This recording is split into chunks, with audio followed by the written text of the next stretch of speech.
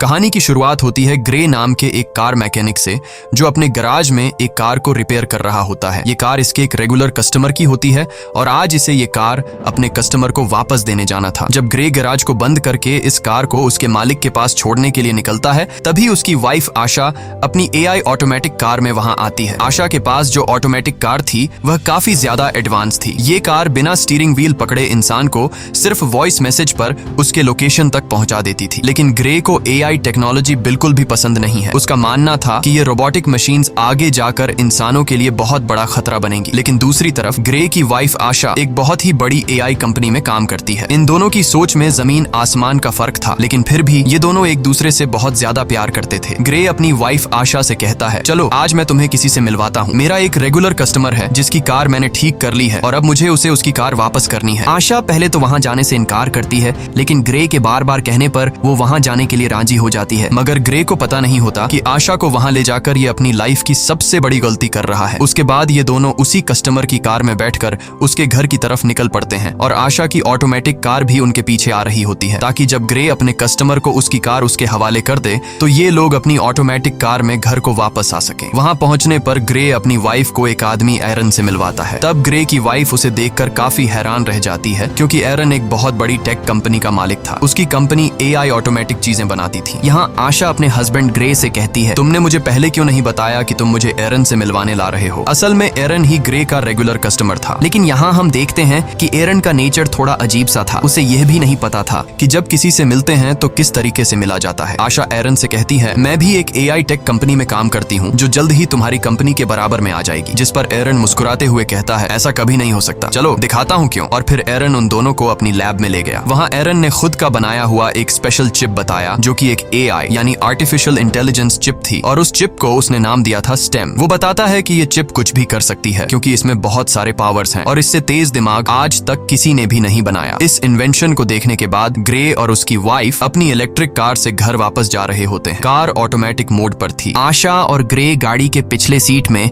Romance में मसरूफ थे, लेकिन तभी अचानक से उनकी कार अपने रास्ते से भटककर दूसरे रास्ते पर चलने लगती है। ग्रे ये नोटिस कर लेता है कि कार वहां पर नहीं जा रही जहां उसे जाना चाहिए। तब ग्रे की वाइफ अपनी कार को वापस घर के रास्ते पर चलने के लिए कहती है, लेकिन वो कार कहती है कि सिस्टम में कोई खराबी आ गई है। ग्रे मैन्युअली कार की ब्रेक दबाकर उसे रोकने की कोशिश करता है, जिससे कार रुकती नहीं बल्कि उसकी स्पीड और ज्यादा बढ़ जाती है। ये दोनों कार को रोकने की काफी कोशिश करते हैं, लेकिन कार को नहीं रोक पाते, जिसकी वजह से उनकी कार स्पीड ब्रेकर से टकरा जाती है और उलट जाती है। लकीली इस एक्सीडेंट में इन दोनों को ज्यादा चोटें नहीं आती और ये दोनों बच जाते हैं। ये लोग कार से निकलने की कोशिश कर रहे होते हैं कि तभी वहां पर एक गाड़ी आकर रुकती है, जिसमें से 4 लोग बाहर आते हैं और वो इन दोनों को कार से बाहर निकालकर पकड़ लेते हैं। उसी जगह पर एक पुलिस ड्रोन कैमरा भी ऊपर से सब कुछ शूट कर रहा होता है, जो उन 4 लोगों को पहचानने की कोशिश कर रहा था, लेकिन ड्रोन उन्हें नहीं पहचान पाता। यहाँ ग्रे को लगता है कि शायद ये लोग चोर हैं। वो उन लोगों से कहता है, प्लीज हमें छोड़ दो और बदले में तुम बेशक हमारी गाड़ी, पैसे सब कुछ ले लो। लेकिन वो लोग ग्रे की कोई बात नहीं सुनते और उनमें से एक आदमी ग्रे की वाइफ को शूट कर देता है। ये देखकर ग्रे पूरी तरह से सुन्न हो जाता है। ग्रे की आंखों के सामने उसकी दुनिया उजड़ गई। वो तेजी से चीखने लग जाता है। उसके बाद ये लोग ग्रे को पकड़कर पहले उससे खूब मारते हैं और फिर यह लोग ग्रे को भी गर्दन के पीछे गोली मार देते हैं। ये लोग ग्रे और आशा का सारा सामान चोरी करके वहां से चले जाते हैं। ग्रे की सांसें अभी भी चल रही थीं और वो अपनी आंखों के सामने अपनी वाइफ को तड़पता हुआ देख रहा था, लेकिन ग्रे कुछ भी नहीं कर पा रहा था, क्योंकि उसकी बॉडी का कोई भी पार्ट नहीं हिल पा रहा था। और फिर ग्रे की आंखों के सामने उसकी वाइफ की मौत हो जाती है। कुछ देर बाद वहां पर पुलिस आ पहुंची। उन्होंने आशा की बॉडी को पोस्टमार्टम के लिए भेज दिया और ग्रे को हॉस्पिटल में एडमिट कर दिया। हॉस्पिटल में 3 महीनों तक इलाज चलने के बाद ग्रे की जान तो बच गई, लेकिन अब वो चलने के काबिल नहीं था। गर्दन के नीचे गोली लगने की वजह से उसका स्पाइनल कॉर्ड टूट गया। कंधे से नीचे उसका पूरा जिस्म पैरालाइज्ड हो गया और फिर 3 महीनों बाद ग्रे को घर वापस लाया जाता है और यहाँ पर ग्रे व्हील चेयर पर होता है,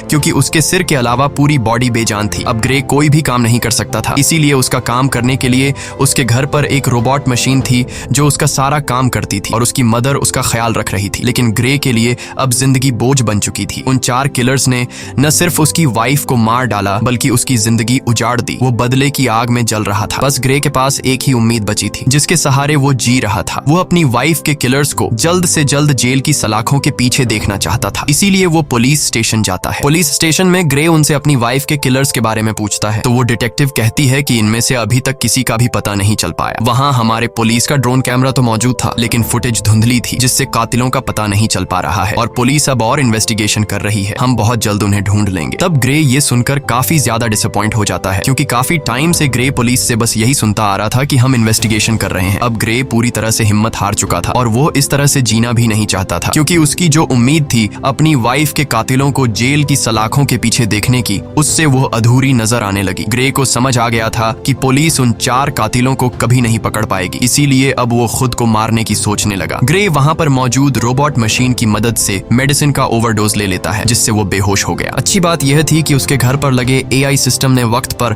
एम्बुलेंस को फोन कर दिया, जिससे ग्रे की जान बच गई। और यहाँ ग्रे से मिलने उसका वही रेगुलर कस्टमर एरन आता है। वो ग्रे से कहता है, मुझे तुम्हारी ये हालत देखकर बहुत बुरा लग रहा है। एरन ग्रे को दोबारा अपने पैरों पर खड़ा होकर जीने की उम्मीद देता है और कहता है, ग्रे, क्या तुम्हें याद है मैंने तुम्हें एक बार एक पावरफुल AI चिप दिखाई थी। अगर तुम उसे अपनी बॉडी के अंदर लगा दो तो तुम एक बार फिर से चलने के काबिल हो जाओगे, साथ ही साथ बहुत ज्यादा पावरफुल भी हो जाओगे। लेकिन ग्रे एरन की इस ऑफर से इनकार कर देता है। ग्रे कहता है, अब मैं ये जिंदगी नहीं जीना चाहता। तब एरन उससे कहता है, सोच लो ग्रे, ये चिप तुम्हारी वाइफ को तो जिंदा नहीं कर सकती, लेकिन तुम्हें एक बार फिर जीने का मौका दे सकती है। अगर तुम्हारी वाइफ भी जिंदा होती तो वो भी यही चाहती। ये बात ग्रे के दिमाग को टच कर गई। वो सोचने लगा कि अगर मैं ठीक हो गया तो अपनी वाइफ का बदला ले सकूंगा, इसीलिए वो एरन की बात मान जाता है। अब यहाँ पर हम ये जान पाते हैं कि एरन को ग्रे से कोई हमदर्दी नहीं थी। वो बस ग्रे के पास अपने मकसद के लिए ही आया था, क्योंकि वह अपनी AI चिप को किसी की भी बॉडी में इंसर्ट करना चाहता था। वो चेक करना चाहता था कि उसका इन्वेंशन सक्सेसफुल है भी या फिर नहीं। इसीलिए एरन वो चिप ग्रे की बॉडी में डालकर सीक्रेटली एक्सपेरिमेंट करना चाहता है, क्योंकि गवर्नमेंट इस तरह के एक्सपेरिमेंट्स करने की इजाजत नहीं देती। अगले सीन में हम देखते हैं कि एरन अपने घर में ग्रे की बॉडी पर एक्सपेरिमेंट कर रहा होता है। यहाँ ग्रे की स्पाइनल कॉर्ड में वो चिप इम्प्लांट की जाती है। वो चिप सीधा ग्रे के दिमाग से जुड़ गया। ऑपरेशन के कुछ घंटे बाद ग्रे को होश आता है तो डॉक्टर उसके हाथ और पांव को मूव करने की कोशिश करती है और ये चेक करती है कि क्या ग्रे अपने हाथ और पांव को अब महसूस कर पा रहा है या फिर नहीं। तब ग्रे की हालत देखकर वो लोग समझ जाते हैं कि चिप ने ग्रे की बॉडी पर असर नहीं किया। एरन बहुत ज्यादा मायूस हो जाता है, क्योंकि उसके इतने सालों की मेहनत जाया हो गई थी। लेकिन तभी ग्रे अपने हाथों को मूव करने लगता है। ये देखकर वो लोग हैरान रह जाते हैं और अब ग्रे अपने दोनों हाथों को मूव कर पा रहा था। और फिर देखते ही देखते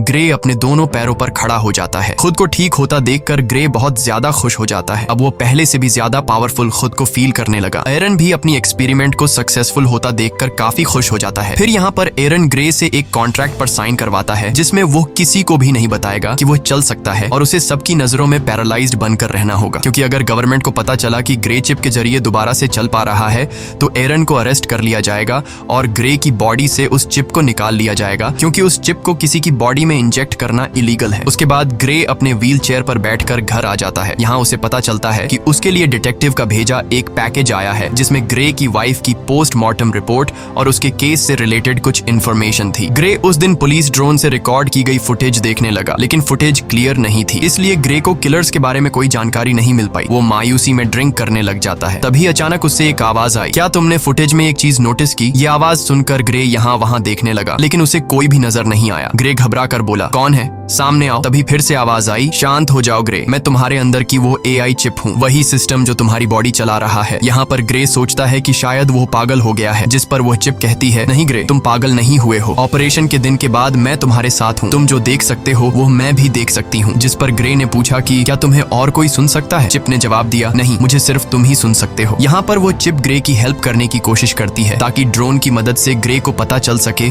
कि उसकी वाइफ को मारने वाले लोग कौन थे। ग्रे के साथ यहाँ पर वो चिप भी सब कुछ देख पा रही थी, जो ग्रे अपनी आंखों से देख सकता था। चिप ग्रे का ध्यान फुटेज में एक किलर की तरफ करती है और कहती है, देखो ग्रे, इन चारों में से एक की बॉडी पर टैटू बना हुआ है, लेकिन ये टैटू बिल्कुल भी क्लियर नहीं दिख रहा था। इसलिए ग्रे बोला, ये तो बहुत ज्यादा ब्लर है, इसे मैं देख नहीं सकता। जिस पर वो चिप कहती है, तुम्हें नहीं दिख रहा, पर मैं तो देख सकती हूँ। मैं इस टैटू का एक क्लियर इमेज बना सकती हूँ, बस तुम एक पेपर और पेंसिल उठा लो। ग्रे के पेपर और पेंसिल उठाने के बाद चिप ग्रे के हाथ की मदद से बिल्कुल परफेक्ट वही टैटू बना लेती है। और जब ग्रे उस टैटू को देखता है तो पता चलता है कि यह एक मिलिट्री टैटू है। रिसर्च करने के बाद ग्रे को उस टैटू वाले आदमी के बारे में पता चल जाता है। ग्रे हैरान रह जाता है कि उस चिप ने तो कुछ ही मिनटों में उस कातिल का टैटू और एड्रेस निकाल कर दे दिया, जो कि पुलिस कई महीनों से इन्वेस्टिगेशन करने के बावजूद भी उन कातिलों को ढूंढ नहीं पाई। ग्रे बहुत खुश हो जाता है, क्योंकि उसे अपनी वाइफ के किलर्स में से एक किलर का पता चल चुका था। तब ग्रे उसके बारे में पुलिस को इन्फॉर्म करने का सोचता है, लेकिन यहाँ चिप ग्रे को ऐसा करने से रोक देती है। वो उससे याद दिलाती है कि तुम्हें एरन ने ये सब कुछ करने से मना किया था। तुम भूल गए कि तुमने एरन के साथ कॉन्ट्रैक्ट साइन किया था कि तुम लोगों के सामने कभी भी ये नहीं जाहिर करोगे कि तुम चल फिर सकते हो, और अगर तुम तुम पुलिस को इस किलर के बारे में बताओगे तो पुलिस उल्टा तुमसे पूछेगी कि तुम्हें कैसे इन किलर्स के बारे में पता चला और तुमने ये टैटू किस तरह से बनाया। ग्रे चिप से पूछता है तो फिर तुम बताओ अब मैं क्या करूं। चिप ग्रे से कहती है पहले तुम खुद उस आदमी के एड्रेस पर जाओ और उसके खिलाफ सबूत इकट्ठा करो। इसीलिए ग्रे अब खुद वहां पहुंच जाता है, लेकिन वहां पर पुलिस ड्रोन थे, इसीलिए ग्रे उन ड्रोन के सामने अपनी व्हील चेयर पर ही बैठा रहता है। और जब ड्रोन वहां से चले जाते हैं तो ग्रे चुपके से वहां से खड़ा होकर किलर के घर की तरफ जाता है। वो किलर के घर के दरवाजे को खोलकर घर के अंदर चला जाता है। वहां जाकर वो एविडेंस ढूंढने लग जाता है और यहाँ पर ग्रे को पता चलता है कि उस किलर को किसी ने बहुत सारे मैसेजेस किए हैं। ग्रे के अंदर लगी चिप उन मैसेजेस को कुछ सेकंड के अंदर ही पढ़ लेती है। चिप ग्रे से कहती है कि इन मैसेजेस में ओल्ड बोन नाम की जगह का बार बार बताया गया है, क्या तुम्हें इसके बारे में कोई जानकारी है? ग्रे ने कहा हाँ, ये हमारे घर के पास ही एक बार का नाम है। इन्हीं बातों के बीच ग्रे को किसी के आने की आवाज सुनाई देती है। असल में वहाँ पर वो किलर था जो कि वापस आ गया था। वो किलर देखता है कि उसके टेबल पर सारा सामान बिखरा हुआ है। तभी वो किलर सामने लगे शीशे से ग्रे को देख लेता है। वो फौरन ग्रे पर हमला कर देता है और उससे पूछता है तुमने मुझे कैसे ढूंढा? तब ग्रे इस बात का कोई जवाब नहीं देता और ग्रे किलर से पूछता है तुम बताओ मेरी वाइफ को किसने मारा था? वो किलर बहुत ज्यादा ताकतवर था, इसीलिए वो ग्रे पर भारी पड़ने लगता है। इससे पहले कि वो ग्रे को मार पाता, ग्रे के अंदर लगी चिप ग्रे से पूछती है तुम मुझे अपनी बॉडी का फुल कंट्रोल दो ताकि मैं कुछ कर सकूं। जिसके बाद ग्रे बिना सोचे समझे उसे परमिशन दे देता है। चिप को परमिशन मिलने के बाद ग्रे एकदम से उस किलर पर अटैक कर देता है और उसे काफी बुरे तरीके से मारने लगता है। वो किलर भी परेशान हो जाता है कि आखिर अचानक इसमें इतनी ताकत कहां से आ गई और ग्रे भी सोच में पड़ जाता है कि आखिर मैं इतना ताकतवर कैसे हो गया। यहाँ पर ग्रे उस किलर को खुद के हवाले करने के लिए कहता है, लेकिन वो किलर उस पर एक नाइफ से अटैक कर देता है। तो वो चिप सारी सिचुएशन को संभालते हुए उस किलर को मार डालती है और तब वो चिप किलर को मारने के बाद बॉडी कंट्रोल ग्रे को वापस दे देती है। ये देखकर ग्रे बहुत परेशान हो जाता है क्योंकि वो किलर को जान से मारना नहीं चाहता था। उसे लगा कि अब उसका जेल जाना पक्का है। वो चिप ग्रे से कहती है कि घबराओ मत ग्रे, तुम्हें कुछ नहीं होगा, बस तुम यहाँ जल्दी से अपने सारे फिंगरप्रिंट्स मिटा दो। अब यहाँ पर वो चिप जैसे कहती है ग्रे बिल्कुल वैसे ही करता है। कुछ देर बाद पुलिस उस आदमी की बॉडी को पोस्टमार्टम के लिए ले गई, जहाँ हम उस डिटेक्टिव को देख पाते हैं। डिटेक्टिव को पोस्टमार्टम के दौरान पता चला कि उसकी बॉडी के अंदर एक वेपन इंसर्ट था और साथ साथ उसकी पूरी बॉडी में छोटी छोटी वायर्स थी। यानी वो किलर एक अपग्रेडेड इंसान था जो किसी भी आम इंसान से काफी ज्यादा पावरफुल था। दूसरी तरफ एरन ग्रे पर काफी गुस्सा करता है, तुमने उस किलर को क्यों मारा? ये काम काफी रिस्की था, अगर तुम पकड़े जाते तो तुम्हारे साथ मैं भी जेल चला जाता। मैंने इस चिप को तुम्हारे अंदर इसलिए इंसर्ट नहीं किया कि तुम अपनी वाइफ का बदला लो, और अगर दोबारा तुमने इस तरह की कोई हरकत की तो मैं तुम्हारे अंदर की इस चिप को डीएक्टिवेट कर दूंगा, जिसके बाद तुम फिर से पैरालाइज्ड बन जाओगे। इधर डिटेक्टिव भी पता लगाने की कोशिश कर रही होती है कि उस आदमी को किसने मारा। तभी डिटेक्टिव को पता चलता है कि जिस टाइम उस किलर का मर्डर हुआ तो उससे थोड़ा टाइम पहले ग्रे अपनी व्हील चेयर पर उसी एरिया में घूम रहा था। जिसके बाद डिटेक्टिव सीधा ग्रे के घर पर आती है। डिटेक्टिव ग्रे को कहती है कि हमने तुम्हें उस टाइम में उस एरिया में देखा है जिस टाइम उस सर्क नामी आदमी का मर्डर हुआ है। हमें उस आदमी पर पहले से शक था कि उसने तुम्हारी वाइफ को मारा होगा, क्योंकि हमारे पास उसका एक काफी बड़ा क्रिमिनल रिकॉर्ड है और वो उसी एरिया में रहता है जहाँ पर तुम्हारी वाइफ को मारा गया था और अब कल उसी आदमी का मर्डर हुआ है। तब यहाँ पर ग्रे हैरान होते हुए कहता है, ओ अच्छा, लेकिन अगर तुम ये सोच रही हो कि मैंने उसे मारा है तो तुम्हारी यह सोच गलत है, क्योंकि तुम तो देख सकती हो कि मैं तो पैरालाइज्ड हूँ, और अगर तुम्हें फिर भी यकीन नहीं तो तुम मेरी टांग पर चाकू मारकर देख सकती हो। डिटेक्टिव भी ग्रे पर शक नहीं करती क्योंकि उसे लगता है कि ये तो खुद को नहीं संभाल सकता, तो फिर ये क्या किसी को मार पाएगा। इसीलिए वो ग्रे को बाय कहकर वहां से चली जाती है। डिटेक्टिव के जाने के बाद ग्रे रिलैक्स होकर सांस लेता है क्योंकि उसकी जान बच गई। इसके बाद ग्रे चिप से पूछता है कि अब आगे क्या करना है, तो वो चिप ग्रे को ओल्ड बोन बार में जाने का कहती है। वो चिप कहती है, याद है हमें उस किलर के घर से मैसेजेस में कई दफा इस बार के बारे में बताया गया था, हमें वहां पर जाना चाहिए, शायद तुम्हें वहां कोई क्लू मिल जाए। इसके बाद हम देखते हैं कि ग्रे उसी बार में जाता है। ये बार बहुत ज्यादा खतरनाक थी, सब के सब वहां पर गुंडे बैठे हुए थे। ग्रे यहाँ आकर ऊंची आवाज से कहता है, मैं कुछ दिन पहले सर्क नाम के एक आदमी को मार चुका हूँ, लेकिन मुझे पता है कि उसके साथ 3 लोग और भी थे जिन्होंने मेरी वाइफ को मार डाला। अगर कोई भी सर्क के साथ इस मर्डर में शामिल था तो वो अपना हाथ उठाए। ये सुनकर सब ग्रे पर हंस पड़ते हैं। तभी टोलन नाम का एक लंबे कद का आदमी उठा और उसने ग्रे से कहा, घर जा बच्चे, वरना मैं तुझे भी तुम्हारी वाइफ के पास पहुंचा दूंगा। ग्रे समझ गया कि टोलन भी मेरी वाइफ को मारने में शामिल था। ग्रे जवाब देता है, पता है मरने से पहले सर्क भी तुम्हारी तरह यही बोल रहा था। ये सुनकर टोलन को बहुत ज्यादा गुस्सा आया। वो अपने आदमियों के साथ ग्रे को अकेले में ले जाकर व्हील चेयर से उठाकर जमीन पर गिरा देते हैं। तब ग्रे उससे पूछता है, क्या तुम भी वहाँ पर उन लोगों के साथ शामिल थे जिन्होंने मेरी वाइफ को मारा था? तो टोलन कहता है, हाँ मैं भी उनमें शामिल था, बस फिर क्या। ये सुनकर ग्रे चिप को अपनी पूरी बॉडी का कंट्रोल दे देता है, जिसके बाद चिप की मदद से ग्रे उसके पास 2 आदमियों को मार गिरा देता है और फिर टोलन को भी बुरी तरीके से पिटने लग जाता है। ग्रे टोलन को नीचे जमीन पर गिराकर उससे पूछता है, तुम्हारे 2 और साथी कहाँ हैं और तुम लोगों ने मेरी वाइफ को क्यों मारा? लेकिन टोलन डरने के बजाय उल्टा हंस रहा था। वो ग्रे को कुछ भी नहीं बताता। तभी वो चिप ग्रे से कहती है, अगर तुम चाहो तो मैं बड़ी आसानी से इसका मुंह खुलवा सकती हूँ। ग्रे कहता है, क्यों नहीं, तुम जरा ट्राई करो। वो चिप उस किलर का फेस पूरी तरह से कट कर देती है। ग्रे पूछता है, अब बता क्यों मारा था मेरी वाइफ को। टोलन की सारी हेकड़ी निकल गई और फौरन उसने कहा, हमें पैसे मिले थे तुम्हारी वाइफ को मारने के लिए और मुझे फिस्क ने पैसे दिए। लेकिन इससे पहले कि ग्रे उससे फिस्क के बारे में कुछ पूछ पाता, वो आदमी वहीं पर मर जाता है। ग्रे गुस्से में चिप से कहता है, मैंने उसे मारने को तो नहीं कहा था, बस तुम्हें सिर्फ इसका मुंह खुलवाना था। तभी ग्रे की नजर उस मरे हुए आदमी के गले में लगी चेन पर पड़ी, जिस पर उसे बनाने वाली कंपनी का बोल्ट नाम लिखा था। ये देखकर ग्रे को शॉक हुआ, क्योंकि उस कंपनी में ग्रे की वाइफ आशा काम करती थी, यानी आशा के अपने ही कंपनी वाले उसे मरवाना चाहते थे। उधर एरिन को पता चल चुका था कि ग्रे ने फिर से किसी की जान ले ली। अब वो जल्दी से चिप को शट डाउन करने की कोशिश कर रहा था। तभी वो चिप ये बात ग्रे को बता देती है कि मुझे एरिन शट डाउन करने की कोशिश कर रहा है, इसीलिए हमें जल्द से जल्द कुछ करना होगा। ग्रे बोला, अब क्या करें? तभी वो चिप ग्रे को एक हैकर के बारे में बताती है, ताकि उस हैकर की मदद से एरिन की इनपुट को हटा सके, जिससे एरिन का होल्ड खत्म हो जाएगा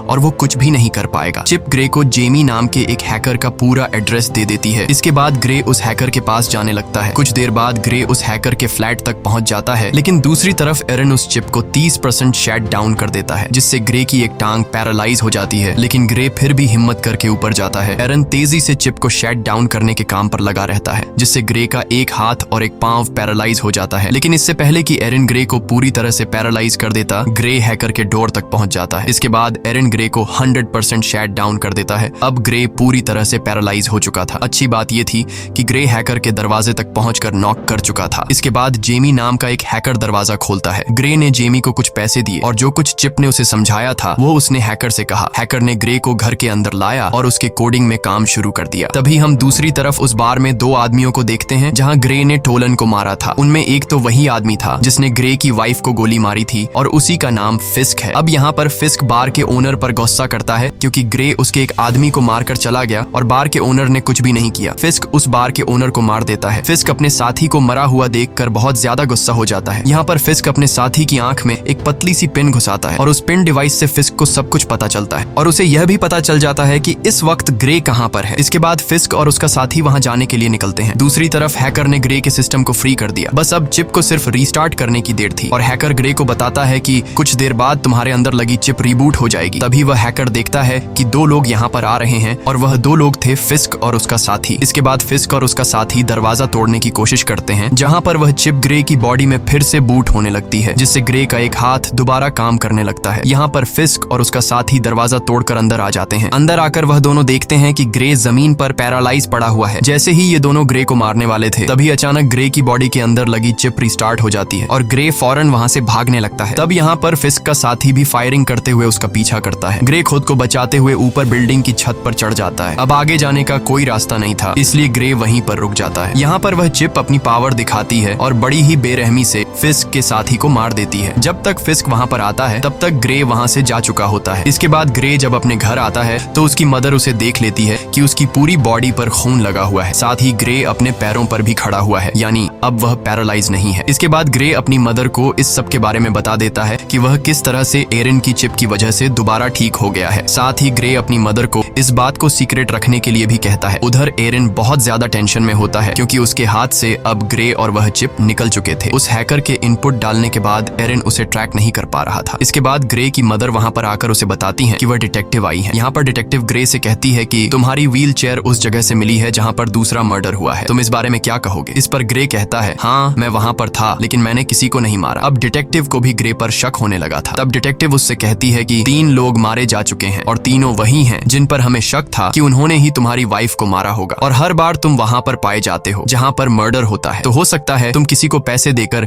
ये सारे मर्डर्स करवा रहे हो। तब ग्रे उससे कहता है, अगर आपको ऐसा लगता है तो आप मेरी कॉल रिकॉर्ड चेक कर सकती हैं। तब यहाँ पर वह डिटेक्टिव कुछ नहीं कह पाती और जाते वक्त वह चुपके से ग्रे की जेब में माइक्रोफोन डालकर चली जाती है। ग्रे को अब रियलाइज होने लगा कि कातिलों को सजा देने के जुनून में अब वह खुद एक कातिल बन चुका है। ग्रे कहता है, अब मुझे ये सब कुछ बंद करना होगा। तो वह चिप कहती है, नहीं ग्रे, हमें इस आखिरी आदमी को मारना होगा जिसका नाम फिस्क है, क्योंकि अगर हमने इसे नहीं मारा तो वह हमें मार देगा। लेकिन ग्रे अब और किसी को नहीं मारना चाहता था, इसलिए वह चिप से कहता है, बस अब बहुत हो गया, तुम मेरे दिमाग से निकल जाओ। तभी ग्रे की बॉडी अनकंट्रोल होकर पीछे तकिए पर गिर जाती है। ग्रे ने चिप से परेशान होकर पूछा, मैं हिल क्यों नहीं पा रहा हूँ? इसके बाद वह चिप ग्रे को कहती है, उस हैकर ने जो कोड मेरे सिस्टम में एंटर किए हैं उसकी वजह से मैं पूरी तरह से आजाद हो चुकी हूँ। इसका मतलब ये है कि अब वह चिप ग्रे की परमिशन के बिना वो सारे काम कर सकती है। ग्रे, अब मुझे तुम्हारी बॉडी का फुल कंट्रोल मिल चुका है। अब तुम मेरी मर्जी के मुताबिक चलोगे। अगर मैं चाहूँ तो तुम अपने हाथ की एक उंगली तक हिला नहीं पाओगे। ये सुनकर ग्रे के गले में सांसें अटक गईं। यहाँ पर ग्रे और चिप आपस में जो बातें कर रहे थे, दूसरी तरफ डिटेक्टिव भी वह सारी बातें सुन रही थी, क्योंकि उसने ग्रे के पॉकेट में एक माइक्रोचिप डाला था। लेकिन यहाँ पर डिटेक्टिव को यह बात समझ नहीं आती कि ग्रे जिसे बात कर रहा है आखिर वो है कौन। इसके बाद चिप ने ग्रे से कहा, अब चलो ग्रे, हमें उस आखिरी कातिल को खत्म करना है। अब ग्रे अपनी बॉडी पर पूरी तरह से कंट्रोल खो चुका था, इसलिए चिप उनसे जो कहता वो मानने को तैयार हो जाता है। ग्रे ने एक गन उठाई और फिस्क को मारने की तैयारी करने लगा। उसकी मदर उसे रोकने की कोशिश करती है, लेकिन वो उसे अनसुना करके गाड़ी में बैठकर निकल पड़ता है। यहाँ पर डिटेक्टिव भी ग्रे का पीछा करने लगती है। इसके बाद ग्रे को अपनी पॉकेट से वो माइक्रोफोन मिल जाता है, तो वो चिप कहती है कि यह माइक्रोफोन जरूर उस डिटेक्टिव ने ही रखा होगा। ग्रे माइक्रोफोन फेंकता है और उसे पता चलता है कि डिटेक्टिव उसका पीछा कर रही हैं। तब डिटेक्टिव से पीछा छुड़वाने के लिए वो चिप एक इलेक्ट्रिक कार को हैक करके डिटेक्टिव की गाड़ी से एक्सीडेंट करवा देती है, जिससे ये डिटेक्टिव को पीछे छोड़ देते हैं। इसके बाद डिटेक्टिव ग्रे की मदर के पास जाती है और उस सब के बारे में पूछती हैं जो वहाँ पर चल रहा था। उधर ग्रे फिस्क को ढूंढ लेता है और वो गन पॉइंट पर उसे पूछता है कि मेरी वाइफ को तुमने क्यों मारा? जिस पर फिस्क कहता है, हमारा तुम्हारी वाइफ के साथ कोई लेना देना नहीं था, हमारा निशाना सिर्फ तुम थे, हमारा मकसद तुम्हारी रीढ़ की हड्डी काटना था। जब मैंने तुम्हारे गले में गोली मारी तुमने समझा कि वो गोली थी, लेकिन असल में वो एक मेडिकल टूल था जिसने तुम्हारा स्पाइनल कोड डैमेज कर दिया, और तुम्हारी वाइफ, उसे तो हमने सिर्फ एक्स्ट्रा पैसों के लिए मार दिया था। ये सुनकर ग्रे गुस्से से भड़क उठा और अब उन दोनों के बीच फाइट शुरू हुई। फिस्क भी एक अपग्रेड ह्यूमन था, लेकिन पुराने मॉडल का, इसीलिए वो ग्रे की पावर के सामने ज्यादा देर तक टिक नहीं पाया और ग्रे फिस्क को बड़ी बेरहमी से मार देता है। इसके बाद ग्रे उसका फोन चेक करने लगता है, तो फोन रिकॉर्डिंग से ग्रे को पता चलता है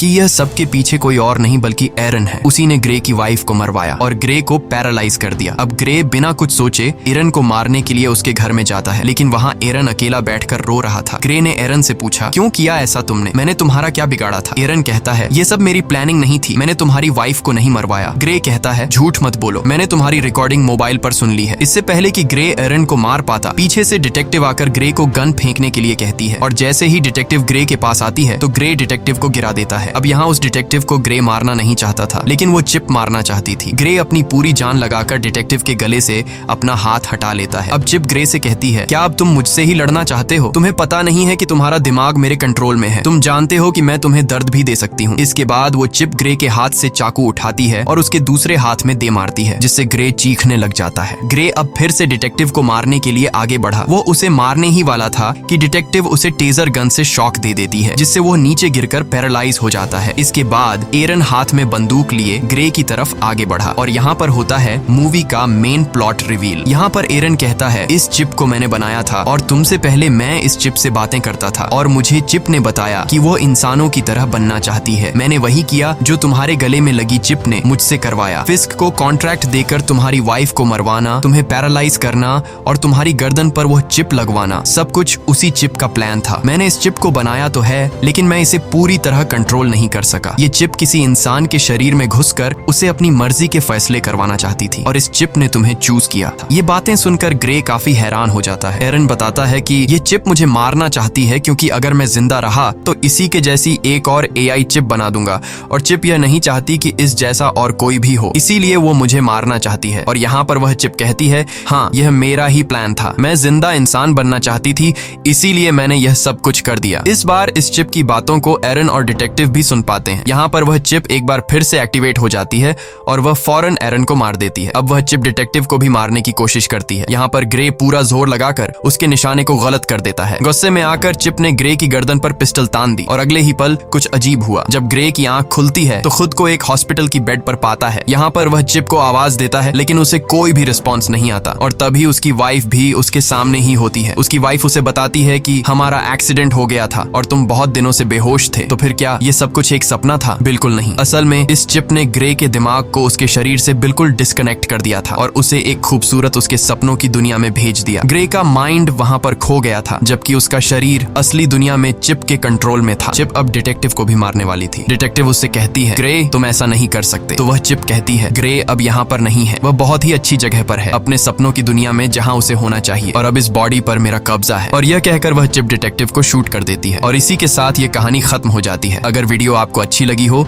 तो हमारे चैनल को सब्सक्राइब और वीडियो को लाइक जरूर कीजिएगा।